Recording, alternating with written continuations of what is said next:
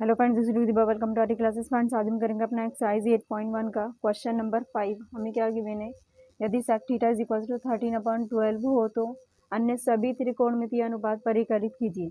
Side में हमने अपनी त्रिकोणमितीय अनुपात ज्ञात करने की शॉर्ट ट्रिक लिख रखी है। तो यहाँ पर हम सबसे पहले हमें जो गिवन है वही लिखेंगे, हम सॉल्यूशन करेंगे अपना। Then sec theta is equal to 13/12 given ही है, इसका रेशो हम लिख लेंगे। Sec theta is equals to, यहाँ से आएंगे पहला टर्म हमारा sine cos tan cot sec, क्या होता है कर्ण अपॉन टू बी आधार। कर्ण हमें गिवन है 13 अपॉन टू बी आधार है हमारे पास 12। ट्राइंगल बनाएंगे हम।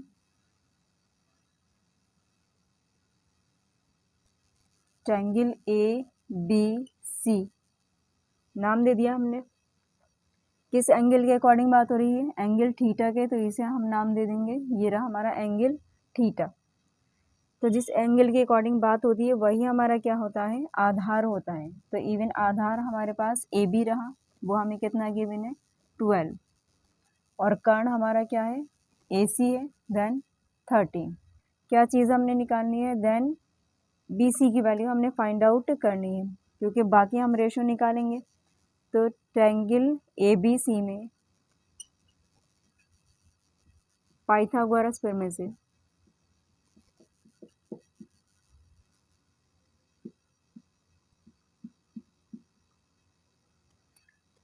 कर्ण का स्क्वायर, धन कर्ण हमारे पास है A C square is equals to लंब स्क्वायर, लंब है हमारे पास बी सी स्क्वायर, प्लस आधार स्क्वायर, आधार है हमारे पास A B square. A C की वैल्यू हमारे पास कितनी है 13 का square is equals to B C हमने निकालनी है, एज इट इज़ हमारा चलेगा, प्लस ए बी की वैल्यू हमारे पास 12 का स्क्वायर। 13 की मल्टीप्लाई हम 13 से करेंगे, then 169 is equals to B C square, plus 12 की मल्टीप्लाई हम 12 से करेंगे, देन 144। 144 इधर लेकर आएंगे तो माइनस हो जाएगा, then 169 minus 144 is equals to B C square. 169 में से 144 माइनस करेंगे, देन आएगा 25 is equals to B C square. इसे हम क्या कर लेंगे, रोटेट कर लेंगे, B C square is equals to 25, then B C is equals to under root 25।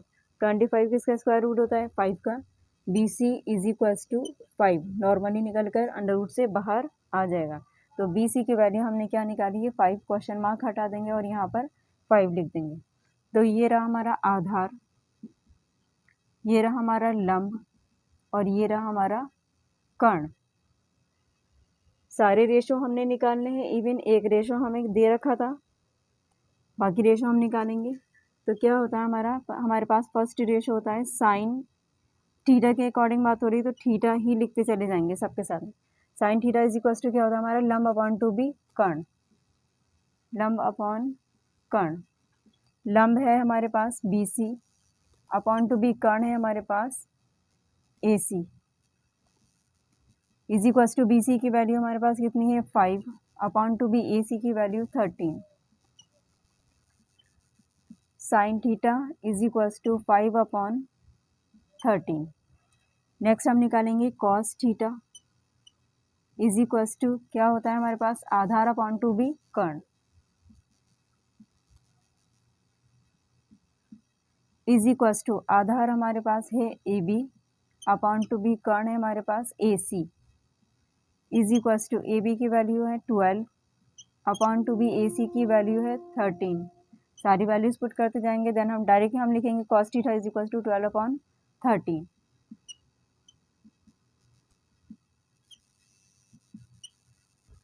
Next हम निकालेंगे 10 sine cos 10 theta is equal to क्या होता है हमारा साइन कॉस 10 लंब अपॉन टू बी आधार, इज इक्वल टू लंब हमारे पास है B C, upon to be आधार है हमारे पास A B, is equal to B C की value 5, upon to be A B की वैल्यू 12। देन डायरेक्ट लिखेंगे tan theta is equal to 5 upon 12।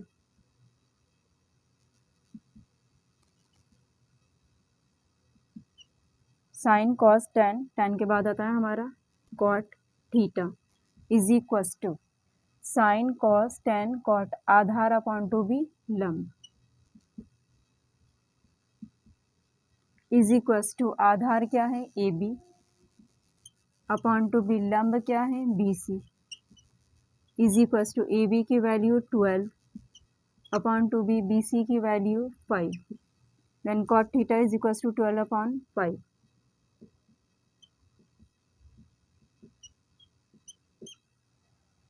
Sine cos tan cot, cot के बाद में आता है हमारा सेक, सेक ऑलरेडी हमें गिवन है तो वो हम नहीं निकालेंगे। सेक के बाद में आता है हमारा cosec theta sine cos tan cot sec cosec, cosec हमारा लास्ट होता है। Cosec theta is equal to last term है हमारा कर्ण अपॉन टू बी लंब। कर्ण हमारे पास है A C upon to be लंब हमारे पास है B C is equal to A C के value 13 upon to B C की वैल्यू 5। डायरेक्ट हम लिखेंगे cosec theta is equal to 13 upon to be 5। जो रेशो हमने निकाले उन्हें हम बॉक्स में कर देंगे। Sine theta is equal to 5 upon 13, cos theta is equal to 12 upon 13, tan theta is equal to 5 upon 12, then cot theta is equal to 12 upon to be 5 and cosec theta is equal to 13 upon to be 5। ये ratio हमने find out करने थे, एक ratio हमें given था, उसी के हद से हमने बाकी रेशो फाइंड आउट किए हैं। क्वेश्चन नंबर 6 हमें क्या गिवन है, यदि एंगल ए और एंगल बी न्यून कोण हो जहां cos is equal to cos B, तो दिखाई कि angle A is equal to angle B. Side में हमने अपने ट्रिग्नोमेट्रिक रेशियो लिख रखे हैं, sine cos tan cot sec cosec, और यहाँ पर ऊपर उन्हें लर्न करने की ट्रिक भी लिख रखी है। सॉल्यूशन करेंगे हम अपना क्वेश्चन नंबर 6 का। एंगल ए और एंगल बी दोनों ही क्या है, न्यून कोण है, मतलब 90 से छोटे हैं। तो एंगल ए छोटा हो जाएगा किससे, 90 डिग्री से, और एंगल बी भी छोटा होगा किससे, 90 डिग्री से। यहाँ पर हम क्या करेंगे, अपना ट्रायंगल बना लेंगे। तो ए और बी ये दोनों हमारे 90 से छोटे जाएंगे, क्योंकि जहाँ पर ये दोनों लाइनें मिलती हैं वो क्या होता है, हमारा एग्जैक्ट 90 ही होता है। तो ये ए और बी को हम क्या करें, न्यून कोण, मतलब 90 से छोटा, तो इसे हमने नाम दे दिया ए बी। तो यहाँ पर ए भी लिख दिया है हमने, बी भी लिख दिया है। तो एंगल सी हमारा कितने डिग्री का है, 90 डिग्री का है। जो दे रखा है वो लिखेंगे, cos A is equal to cos B, हमें गिवन ही है। तो कॉस ए हमारा क्या होता है, यहाँ आ जाएंगे हम साइन कॉस आधार अपॉन टू बी कर्ण, आधार अपॉन टू बी कर्ण is equal to cos B भी यही रहेगा, आधार अपॉन टू बी कर्ण। जिस एंगल के अकॉर्डिंग बात हो रही है, पहले कॉस ए के अकॉर्डिंग बात हो रही है, तो ये हमारा क्या हो जाएगा, जब ए के अकॉर्डिंग चलेंगे आधार, और ये रहा हमारा लंब। तो कॉस ए के अकॉर्डिंग आधार हम लिखेंगे A C, upon to be कर्ण हम लिखेंगे A B, is equals to cos B के अकॉर्डिंग चलेंगे, जिसके अकॉर्डिंग बात होती है वही हमारा क्या बन जाता है, आधार बन जाता है। तो बी के अकॉर्डिंग चलेंगे तो बी सी हमारा आधार हो गया, अपॉन टू बी कर्ण हमारा फिक्स होता है 90 के जस्ट सामने वाला। Then A B equal sign लगाए और दोनों का डिनोमिनेटर बिल्कुल सेम है, तो ए बी से ए बी हमारा कैंसिल हो गया, क्या रहा, ए सी इक्वल टू बी सी। ए सी हमारी भुजा है और बी सी भी हमारी क्या है, त्रिभुज की भुजाएं। त्रिभुज की दो भुजाएं आपस में कैसी हो गई, बराबर हो गई।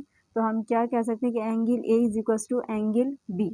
जब त्रिभुज में दो भुजाएं बराबर होती है तो उनके समकोण भी आपस में कैसे हो जाते हैं, बराबर होते हैं। त्रिभुज में दो भुजाएं बराबर हैं तब उनके सम्मुख कोण भी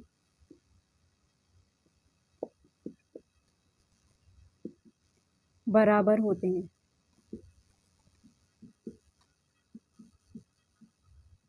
ये आप लिखें या नहीं लिखें आपकी चॉइस है, बस आपको पता होना चाहिए कि अगर त्रिभुज में दो भुजाएं बराबर होती हैं तो उनके सम कोण भी आपस में कैसे हो जाएंगे, बराबर हो जाएंगे। तो हम यहाँ लिख सकते हैं अतः angle A is equals to angle B.